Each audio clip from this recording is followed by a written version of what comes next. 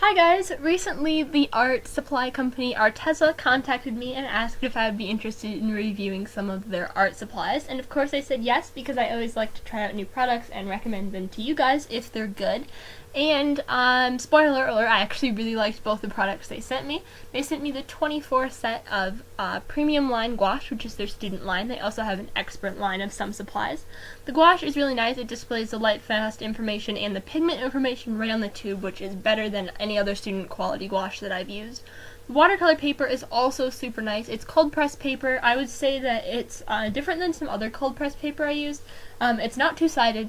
It also has a very geometric type grain to the paper. It has a lot of intersecting lines versus just a mottled organic texture. That's not a plus or a minus. I just thought that was interesting. If you're interested in purchasing anything from Arteza, I would definitely recommend both these things. The gouache set they sent me has 24 colors and it retails for right around $20. I think it's like $19.90 something. And then the other set is 15. The watercolor paper is a 2-pack of 36 sheet watercolor pads, I'm pretty sure. So it's a ton of watercolor paper, like right around 70 sheets. And that retails for $15, I think right around $15.90, so probably rates $16. I will provide the actual information down in the description, along with a link that you can use to purchase these supplies from Arteza.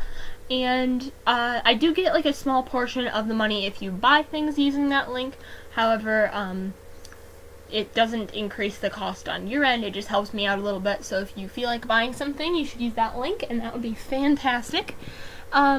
I will also provide a discount code for 10% off down in the description, so check down there for all additional information.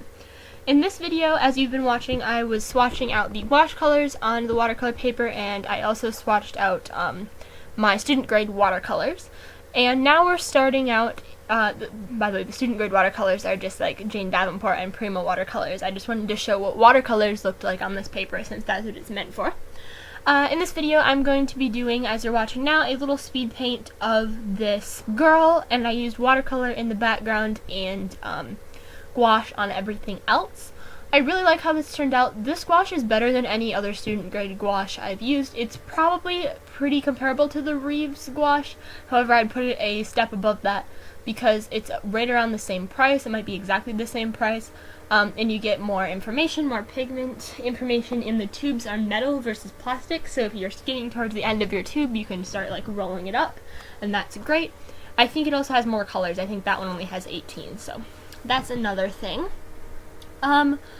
Gouache, if you haven't used it before, there are a lot of good intro to gouache videos here on YouTube. One of my favorites is by Miriam Tilson. I'll link it down below if I remember. The colors in this set were really unique, actually. There's this very fluorescent pink, which I thought was kind of weird, but I do like the fluorescent pink, so I'm not complaining. I just thought it was a strange choice with the rest of the colors.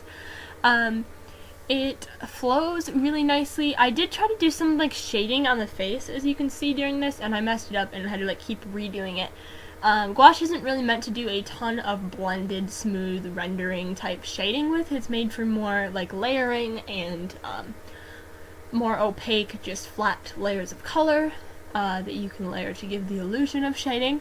And I know that, but I wanted to see how this particular gouache blended. It blends well for gouache, I would say, even though I wasn't completely pleased with the result since I'm used to shading with colored pencil or marker or watercolor, which you can do a lot more shading with, I think. So I ended up doing some abstract little flower petal looking things on her face, and I actually really like how that turned out. I've been doing a lot of more unique things with my portraits lately, and I think that really goes along with the theme.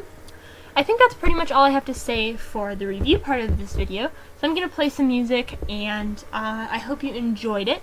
Remember to check out all of the links down in the description below, and that would be great, and I will see you in my next video. Bye!